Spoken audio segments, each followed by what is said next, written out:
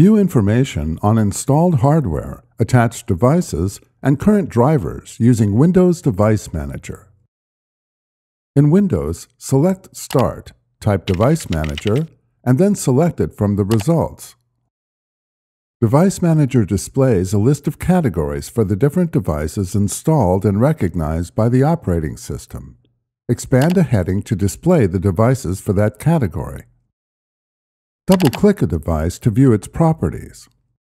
Select the Details tab, and then select the drop-down menu to view different types of information available for the selected hardware or device, including the driver. Write down any device information needed to update drivers and applications, or to order replacement parts on HP Parts Surfer.